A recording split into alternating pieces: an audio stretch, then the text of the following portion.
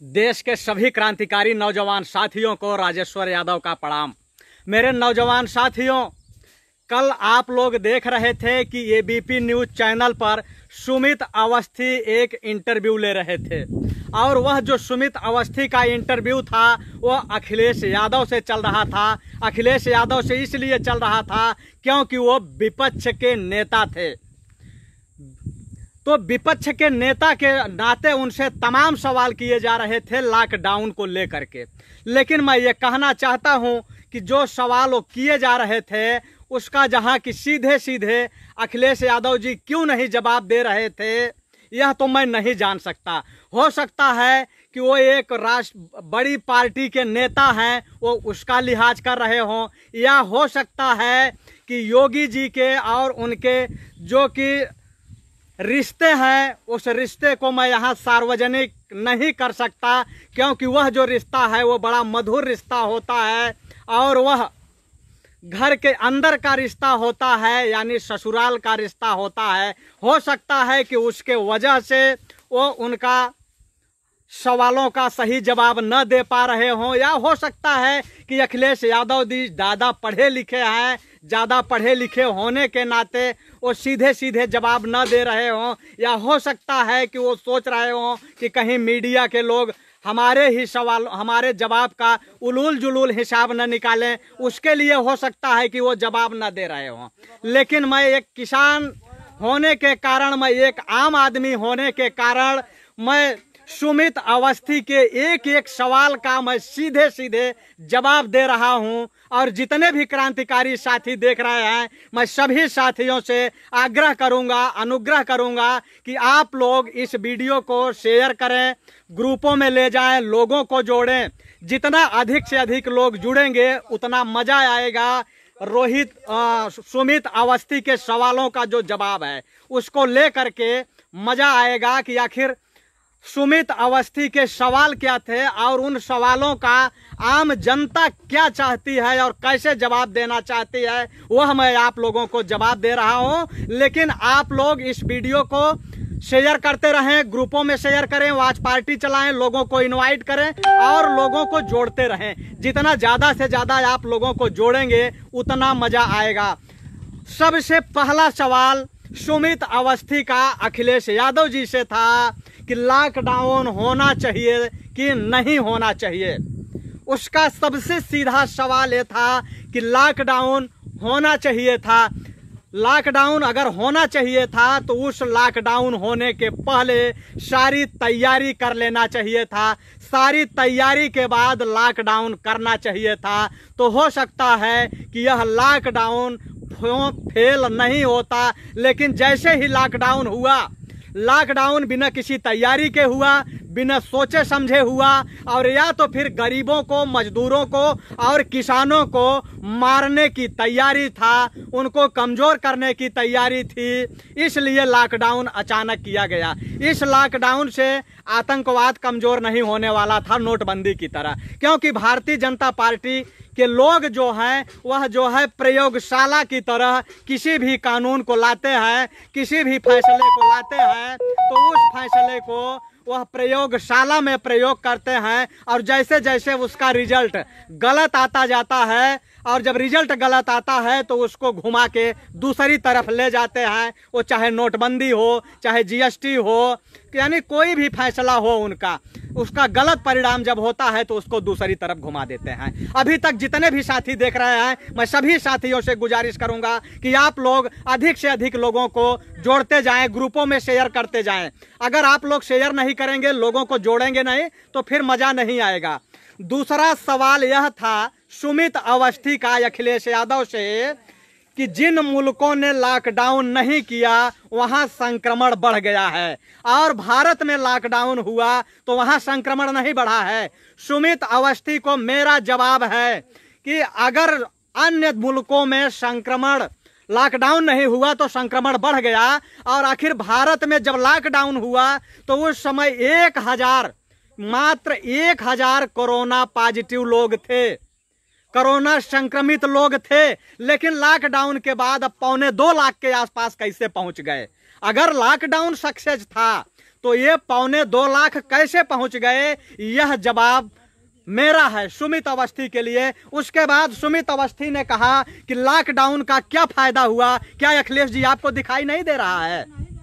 उन्होंने कहा कि लॉकडाउन का क्या फायदा हुआ, अखिलेश जी आपको दिखाई नहीं दे रहा है। अब अखिलेश जी को दिखाई दे रहा है कि नहीं दिखाई दे रहा है ये तो मैं नहीं कह सकता, लेकिन देश की जनता को दिखाई दे रहा है। देश को, जनता को यह दिखाई दे रहा है कि लॉकडाउन में कई हजार मजदूर मार दिए गए, कई हजार मजदूर भूख से मर गए, कई हजार मजदूर प्यास से मर गए, कई हजार मजदूर दुर्घटनाओं में मर गए और कई दर्जन मजदूर रेल की पटरियों पे मर गए। यही लॉकडाउन का फायदा है। लॉकडाउन का फायदा ये आम पब्लिक को मिला कि नहीं मिला, लेकिन लॉकडाउन का फायदा सरकार को मिला, लॉकडाउन का फायदा भाजपाइयों को मिला, जो कि आप देख रहे हैं कि ये लोग घोटाले पे घोटाला, घोटाले पे घोटाला करते चले जा रहे हैं। मैं पहले ही कहा था कि यह जो कोरोना के संकट में जितना बड़ा घोटाला किया जा रहा है कि शायद इतना बड़ा घोटाला आज तक भारतीय इतिहास में नहीं हुआ होगा। आपने देखा होगा कि अभी 3 दिन पहले हिमाचल में पीपीई किट चोरी करते हुए किस तरीके से भाजपाई लोग पकड़े गए, किस तरीके से पकड़े गए। तो इसका लॉकडाउन का जो फायदा हुआ है, यह भाजपाइयों को फायदा हुआ है, भाजपा के नेताओं को फायदा हुआ है, हिंदू मुसलमान करने वालों को फायदा हुआ है। यही मीडिया है जो जमाती कर रही थी और एक कह रही थी कि जमातियों ने देश के अंदर कोरोना फैलाने का काम किया, ये उनको फायदा हुआ होगा, लेकिन आम जनता को फायदा नहीं हुआ है। लॉकडाउन से आम जनता को इतना ही फायदा हुआ है कि उनकी लाठी डंडों से पिटाई हुई है, उनको उनके ही घरों में नहीं जाने दिया जा रहा है, 5 किलो चावल के लिए उनकी पिटाई की जा रही है। उसके बाद सुमित अवस्थी का तीसरा सवाल यह था कि मुख्यमंत्री जी कह रहे हैं कि जो लोग बाहर से आ रहे हैं हम उनको नौकरी दूंगा, MOU पर साइन भी कर दिए हैं वो, यानी कि जो लोग बाहर से आ रहे हैं उनको नौकरी देने की बात मुख्यमंत्री योगी जी कर रहे हैं। मैं ये कहना चाहता हूं कि मुख्यमंत्री योगी जी यही कर रहे हैं कि जो लोग बाहर से आ रहे हैं उनकी सीमाएं सील कर दी जा रही हैं, उनको उनके ही घरों में घुसने नहीं दिया जा रहा है, उनके ही राज्यों में घुसने नहीं दिया जा रहा है। और जो भी लोग ये कह रहे हैं कि हम MOU पर साइन कर दिए गए हैं, ये उनका वही साइन है कि ये लोग दिल्ली में आनंद विहार टर्मिनल पर बस देते हैं और ये कहते हैं कि हम उनको फ्री में लाएंगे, और जैसे ही वो बसों में बैठते हैं, वो बसों में बैठने के बाद उनसे किराया वसूला जाता है। क्या यही रोजगार दे रहे हैं मुख्यमंत्री योगी जी? और जो कह रहे हैं कि हम मजदूरों को रोजगार देंगे, ये योगी जी मजदूरों को रोजगार नहीं दे रहे हैं, योगी जी मजदूरों को लाठियों से पिटवा रहे हैं। वही योगी जी हैं जिन्होंने मजदूरों का शोषण होने से रोकने के लिए देश के अंदर कानून बने थे, उसमें से 38 कानूनों को इन्होंने निष्क्रिय कर दिया। क्या यही फायदा पहुंचा रहे हैं? यही फायदा पहुंचा रहे हैं योगी जी। उसके बाद जो है सुमित अवस्थी का सवाल आता है 6वां कि विपक्ष के नेता प्रियंका गांधी सरकार को बसें मुहैया कराते हैं और बॉर्डर पर ले आकर के राजस्थान से बसें खड़ी कर देते हैं, तो यह जो राजनीति हो रही है इस राजनीति पर क्या बोला जाएगा? अरे सुमित अवस्थी जी से मैं ये पूछना चाहता हूँ कि यह सवाल उनको योगी जी से पूछना चाहिए और योगी जी को ये बताना चाहिए कि आखिर हमारे पास 70,000 बसें हैं, 70,000 बसें हैं, तो 70,000 बसों के होने के बाद भी हम प्रियंका की बसों को क्यों लेंगे? लेकिन इन लोगों ने इतना प्रोपोगंडा करते हैं, इतना प्रोपोगंडा रचते हैं कि जिसकी हद नहीं है। तो हमारे कहने का मतलब, उसके बाद इनका सवाल होता है 7वां नंबर, ये पूछते हैं कि अखिलेश जी आप विपक्ष के नेता हैं, हमारे योगी जी जो हैं वो डेली मीटिंग कर रहे हैं, अस्पतालों में जा रहे हैं और सुबह सुबह अधिकारियों को लेकर के मीटिंग कर रहे हैं, लेकिन आप सड़क पे नहीं जा रहे हैं, ये क्या बात है? तो अखिलेश जी का जो जवाब आता है वह जवाब कहीं ना कहीं जनता को निराश करता है। वो कहते हैं कि हम सड़क पर इसलिए नहीं जा रहे हैं, अगर सड़क पे जाएंगे तो आप मुकदमा लिख देंगे। यह सवाल जो है अखिलेश जी का बिल्कुल गलत था, यह जवाब नहीं होना चाहिए। हमारे कहने का मतलब है कि जिस समाज के लोगों का, जिस जाति के लोगों का, क्योंकि ये तो जातिवादी का भी टैग लगाते हैं कि अखिलेश यादव हैं तो यादवों के लिए काम करते हैं। तो मैं ये कहना चाहता हूं कि अखिलेश जी को ये बोलना चाहिए कि मुकदमों से हम कहाँ डरने वाले हैं। और कब से मुकदमों से कौन डरता है? जिसके वंशजों की पैदाइश ही जेल में हुई हो, जिसके वंशजों की पैदाइश ही जेल में हुई हो और जेल के ताले तोड़ के निकला हो, उसको जेल का डर कहाँ से होना चाहिए? यह जवाब होना चाहिए कि नहीं होना चाहिए, ये आप लोग बताइए। तो लेकिन यही मीडिया वाले ये कहते कि अगर विपक्षी नेता जैसे ही निकलते हैं सड़क पर तो ये लोग कहते हैं कि राजनीति हो रही है, यही लोग कहते हैं कि राजनीति हो रही है। तो हमारे कहने का मतलब यह है कि जिस दिन अगर विपक्ष में बैठे लोग अगर जेल से डरेंगे, मुकदमों से डरेंगे, तो जो देश की आम जनता है, आम आवाम है, वह कैसे लोगों पे विश्वास करेगी, कैसे विपक्ष पर विश्वास करेगी? उसके बाद सुमित अवस्थी का सवाल होता है 8वां। लेकिन अभी तक जितने भी साथी देख रहे हैं, मैं सभी साथियों से एक बार गुजारिश करूंगा कि आप लोग इस वीडियो को आप लोग ग्रुपों में शेयर करें और टाइमलाइन पे शेयर करें।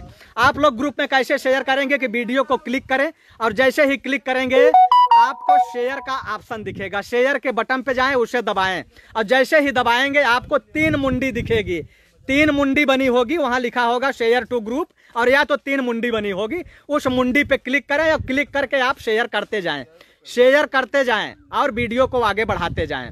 उसके बाद सुमित अवस्थी का सवाल होता है कि उत्तर प्रदेश के अंदर विपक्ष में 3 पार्टियां हैं, कांग्रेस है, बसपा है, सपा है।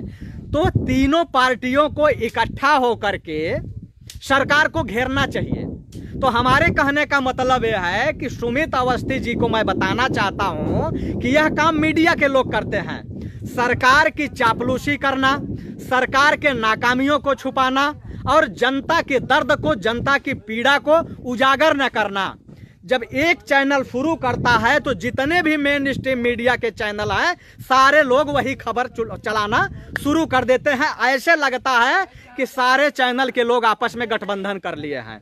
तो जो सारे लोग गठबंधन कर लिए हैं तो इस गठबंधन को, इन लोगों को जनता के पक्ष में खबर दिखाना चाहिए, न कि सरकार के पक्ष में दिखाना चाहिए। उसके बाद सुमित अवस्थी का एक सवाल आता है कि आप अखिलेश जी, आप सरकार पर आरोप लगा रहे हैं, अगर आरोप लगा रहे हैं तो आपके पास सबूत क्या है? हमारे कहने का मतलब यह है कि अगर सरकार पे सवाल खड़ा करें तो आपके पास सबूत होना चाहिए। लेकिन जब सरकार फर्जी सर्जिकल स्ट्राइक करे, यही सरकार जो पुलवामा शहीदों के नाम पे राजनीति किया, पुलवामा शहीदों के नाम पर वोट मांगे, और जब देश की जनता उनसे सवाल खड़ा कर दिया कि आखिर हमारे 50 जवान शहीद हो गए, सरकार उस पर क्या कर रही है? तो सरकार जो है फर्जिकल स्ट्राइक यानी सर्जिकल स्ट्राइक करती है, सर्जिकल स्ट्राइक करती है। वो कितने लोगों को मारती है, कितने लोगों को नहीं मारती है, ये वही मीडिया के लोग हैं कि इनको जो है हर चीज पर निगाह हो जाती है। यही मीडिया के लोगों ने कहा कि बालाघाट में 350 आतंकी मार दिए गए, 350 आतंकी मार दिए गए, ये बता दिए। लेकिन यही मीडिया के लोग जब 300 किलोग्राम RDX 4 व्हीलर से देश के अंदर आया, 50 जवान शहीद हो गए, 50 जवान शहीद हो गए, तो इनको पता नहीं लगा, इनको दिखाई नहीं दिया कि आखिर RDX लाने वाला कौन है। लेकिन बालाघाट इनको दिखाई दे गया। और जब लोगों ने कहा कि आप लोगों ने फर्जी बात कही है, वहां एक भी आतंकी नहीं मरा है, तो लोगों ने कहा इनको सबूत चाहिए। ये सेना पर सवाल खड़ा कर रहे हैं, सेना से सबूत मांग रहे हैं। तो यही लोग, यही जो दलाली करने वाले लोग हैं, यही मीडिया चैनल के लोग हैं, कल आज सबूत मांग रहे हैं। अरे सबूत अगर मांगना है तो आप जनता के बीच में जाओ ना, पब्लिक के बीच में जाओ, जनता के बीच में जाओ, वहां सबूत मांगो सरकार के खिलाफ कि आपके पास क्या सबूत है। जनता अगर थोबड़ा नहीं बिगाड़ दिया, 5 मिनट के अंदर जनता सबूत दे देगी। अगर आज वास्तव में मीडिया के लोग अगर पब्लिक के बीच में चले जाएं, गांव के बीच में चले जाएं, कोटेदारों के यहाँ जो लाइन लगी है 5 किलो चावल के लिए लोगों की हत्याएं हो जा रही है, वहां जाके अगर मीडिया वाले खड़े हो जाएं और लोगों से सवाल पूछने लगें तो हो सकता है कि मीडिया वालों का थोबड़ा 2 मिनट में पब्लिक लाल करके उनको सबूत भी दे देगी, सबूत भी पेश कर देगी और वह सबूत शायद हॉस्पिटल में मिलेगा इनको। उसके बाद मैं ये कहना चाहता हूं कि ये मीडिया के लोग जो है ये आखिर कब तक दलाली करते रहेंगे सत्ता की। इनको जो है चौथे लोकतंत्र का स्तंभ माना गया है, जनता के बीच की और सरकार के बीच की कड़ी माना गया है। आखिर ये कब तक विपक्ष से सवाल करेंगे? ये सरकार से सवाल क्यों नहीं करते? ये सरकार से क्यों नहीं पूछते हैं? अभी जो है सुमित अवस्थी जी कह रहे थे कि योगी जी जो है अस्पतालों में जा रहे हैं, वेंटिलेटर को खोज रहे हैं, देख रहे हैं कि आखिर वेंटिलेटर की व्यवस्थाएं कितनी है। मैं ये पूछना चाहता हूं कि अगर योगी जी को इतना हमदर्द होता वेंटिलेटर का और जो है गरीबों का और आम जनता की, तो उनको लाठियों से क्यों पिटवाया जाता? यही योगी जी कहते हैं कि कोई भी मजदूर को पैदल, साइकिल से, बसों से उत्तर प्रदेश के अंदर घुसने नहीं दिया जाएगा। यही योगी जी अगर इनको वेंटिलेटर से और मजदूरों से इतनी हमदर्दी थी तो ये बसों में बैठा के उनसे 800 रुपए किराया क्यों लिए? क्यों आखिर किराया वसूल रहे थे? अभी तक जितने भी साथी देख रहे हैं, मैं सभी साथियों से एक बार गुजारिश करूंगा कि आप लोग मेहनत करके कम से कम 2000 लोगों को जोड़ दीजिए, और जैसे ही 2000 लोगों को जोड़ोगे आप, एक एक क्रांतिकारी का मैं क्रांतिकारी इस्तकबाल करूंगा। क्योंकि जितने भी क्रांतिकारी साथी हैं आप लोगों के बदौलत, क्योंकि मेरा पेज जो है इस समय पूरी तरीके से इतना रिपोर्ट हो गया है कि लोगों के पास नोटिफिकेशन नहीं जा रहा है। लेकिन जो भी लोग जुड़ रहे हैं 10%, 5% लोग, उनकी ताकत के बदौलत मेरी आवाज को लाखों लोगों तक पहुंचा दी जाती है। यह जो ताकत है, यह मेरी ताकत आप लोग हैं, आप लोगों के बदौलत मेरी ताकत है।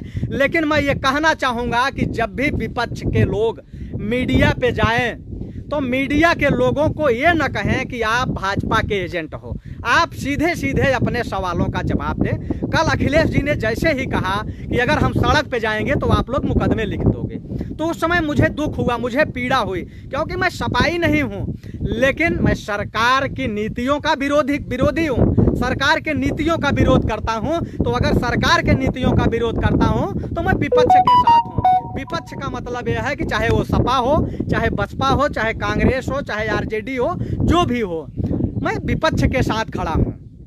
लेकिन आज जो ये है कि अगर हम सड़क पे निकलेंगे तो हमारे ऊपर मुकदमे हो जाएंगे, तो मुकदमे की कोई बात नहीं है, क्योंकि जो समाजवादी पार्टी का गठन हुआ है, जहां तक मुझे अनुभव है कि जो समाजवादी पार्टी का गठन हुआ है यह डॉक्टर लोहिया के नाम पे हुआ है। राम मनोहर लोहिया जी जो हुआ करते थे, उनका यह नारा हुआ करता था कि पिछड़े पांव 100 में 60, और उनका यह कहना था कि अगर जो है सड़कें सूनी हो जाएंगी तो संसद आवारा हो जाएगा, जिंदा कौमें 5 साल इंतजार नहीं करती। तो समाजवादी पार्टी का जो गठन हुआ है वह संघर्षों के बदौलत हुआ है, संघर्ष करने के लिए हुआ है, पिछड़ों को उनका हक और अधिकार देने के लिए हुआ है। लेकिन जब समाजवादी पार्टी अगर डरने लगी मुकदमे से, अगर समाजवादी पार्टी मुकदमे से डरने लगेगी तो आखिर फिर समाजवादी पार्टी का वजूद क्या रहेगा? तो मैं ये कहना चाहता हूं कि समाजवादियों को मुकदमे से नहीं डरना चाहिए, उनको जेल जाने से नहीं डरना चाहिए, उनको संघर्ष करने से पीछे नहीं हटना चाहिए। क्योंकि जो भी नेता अगर जेल से डर जाएगा, मुकदमे से डर जाएगा, तो उसकी राजनीतिक हत्या हो जाएगी। तो मैं ये कहना चाहता हूं कि जो लोगों की पैदाइश, जिनके पूर्वजों की पैदाइश जेल के कारागार में हुई और वो नहीं डरे, देश के अंदर धर्म की स्थापना करने के लिए वो लास्ट तक लड़ते रहे, तो आज जो आम आदमी है वो उनके मार्गदर्शन में चलना चाहिए, उनके पद चिन्हों पे चलना चाहिए, जेल जाने से लोगों को नहीं डरना चाहिए। और जो आदमी जनता के हितों के लिए अगर जेल नहीं जाएगा तो फिर वो जनता का नेता किस बात का रहेगा? अभी आप देख लीजिए कि बिहार के अंदर जिस तरीके से वहां जो है जेपी यादव के पूरे परिवार की हत्या हो जाती है और विपक्ष वहां जो है पूरी ताकत के साथ खड़ा हो जाता है, पूरी ताकत के साथ ललकार रहा है, और वहीं सरकार जो है उनको रोकने की कोशिश कर रही है। तो हम ये कहते हैं कि अगर अपने लोगों को बचाने के लिए कोई जातिवाद का अगर टैग लगा देता है आप पर, तो उससे आपको पीछे नहीं हटना चाहिए। पीछे क्यों हटेंगे भाई? ये तो विरोधी तो अपना कल बल छल हर चीज लगाएगा, वो हर तरीके का प्रयास करेगा, आपको दबाने का प्रयास करेगा, आपको डिमोलाइज करने का प्रयास करेगा। देखिए, हमने अंग्रेजी बोल दिया, मैं साधारण सा किसान हूं, मुझे अंग्रेजी आती नहीं है, मैं हिंदी में ही बात करता हूं, लेकिन अंग्रेजी थोड़ा सा निकल गया, इसलिए आप लोगों से क्षमा चाहूँगा और माफ़ी चाहूँगा। तो मैं ये कहना चाहता हूं कि अभी आप लोगों ने देखा होगा प्रतापगढ़ के अंदर जिस तरीके से पटेलों की हत्या कर दी गई, उनके घर जला दिए गए। उसके बाद आपने देखा होगा बदायूं के अंदर बृजलाल मौर्य की हत्या कर दी गई, पुष्पेंद्र यादव को गोली मार दिया गया झांसी में, अनामिका यादव को गोली मार दिया गया कानपुर में, और उसके बाद पिंटू पटेल को मार दिया गया कोरांव में, और अभी हाल में केशव मौर्य के क्षेत्र गृह जनपद में वहाँ कुशवाहा समाज के लोगों को मार दिया गया। तो मैं ये कहना चाहता हूँ कि अखिलेश जी पिछड़ों के नेता अगर हैं तो उनको कहीं न कहीं निकलना चाहिए इसके विरोध में और सड़क पे आना चाहिए, उनको जेल से नहीं डरना चाहिए। अगर अखिलेश यादव जी पिछड़ों के लिए नहीं लड़ेंगे, पिछड़ों पर विश्वास नहीं जीतेंगे, उनकी आवाज़ नहीं बनेंगे, तो आखिर क्यों लोग आपको वोट करेंगे, क्यों आपके साथ आएंगे? तो मैं ये कहना चाहता हूं कि समाजवादी पार्टी में तमाम ऐसे चापलूस लोग भी हैं, तमाम ऐसे चाटुकार लोग भी हैं जो ये कहते हैं कि भारतीय जनता पार्टी जितना ही उत्पीड़न करेगी पिछड़ों पर, पिछड़े लोग उतना तेजी से आपके साथ आएंगे, जो कि बिल्कुल गलत है। ये बिल्कुल गलत है। यह वही लोग कहते हैं जो जमीन पे नहीं आना चाहते, जो सपा गवर्नमेंट में करोड़ों रुपए बनाए हैं, वो लोग जमीन पे नहीं उतरना चाहते हैं। और जमीन पे इसलिए नहीं उतरना चाहते कि उनको पता है कि अगर अखिलेश जी अगर जमीन पे उतरेंगे तो हमको भी जमीन पे उतरना पड़ेगा, और अगर वो जेल गए तो हमको भी जेल जाना पड़ेगा। और अगर उनके साथ हम अगर जेल चले गए तो ये जो हमारे महल खड़े हैं, हमारी कोठी खड़ी है, जो हमें एसी में बैठ के मजे ले रहे हैं, फॉर्च्यूनर गाड़ियों में घूम रहे हैं, तो ये जेल में जब जाएंगे तो ये सारी सुविधाएं तो मिलेंगी नहीं, वहाँ एसी मिलेगी नहीं। तो इसलिए ये लोग उनको गुमराह कर रहे हैं, और गुमराह कर रहे हैं। या भारतीय जनता पार्टी लगातार लोगों की उत्पीड़न कर रही है। और उसके बाद मैं सुमित अवस्थी जी से यह कहना चाहूंगा कि सुमित अवस्थी जी को अगर सवाल पूछना है तो ये सरकार से भी सवाल पूछ सकते हैं कि आखिर ऐसा क्या हो गया कि आप लोग 1 लाख करोड़ रुपए का कर्जा जापान से लाते हैं बुलेट ट्रेन चलाने के लिए, जिसकी स्पीड होगी 500 किलोमीटर प्रति घंटा, और साधारण ट्रेन जो 70-80 की स्पीड में चल रही है उनको जाना है बलिया, गोरखपुर, देवरिया, और चली जा रही हैं उड़ीसा और बंगाल। तो जो ट्रेनें आप 100 की स्पीड की ट्रेनें नहीं बर्दाश्त कर पा रहे हैं, अगर बुलेट ट्रेन चलेगी तो वो इतनी स्पीड होगी कि अगर जरा सा रास्ता अगर भटकेगी तो हमें लग रहा है कि वो 7 समुंदर पार चली जाएगी। तो यह सवाल उन लोगों से पूछना चाहिए। तमाम मुद्दे हैं और मुद्दों पर लेके मैं फिर हाजिर होऊंगा आप लोगों के पास, लेकिन मेरी आप लोगों से गुजारिश है, आप लोगों से निवेदन है कि आप लोग इस वीडियो को शेयर करें और हर उस समाजवादी पार्टी के चापलूस नेता, चाटुकार नेता तक पहुंचाने का काम करें जो कि अखिलेश यादव को गुमराह कर रहे हैं लोग, और उनको जेल का डर दिखा रहे हैं, जेल का भय दिखा रहे हैं, और आंदोलन करने के लिए उनको आंदोलन न करने के लिए उनको रोकने का प्रयास कर रहे हैं।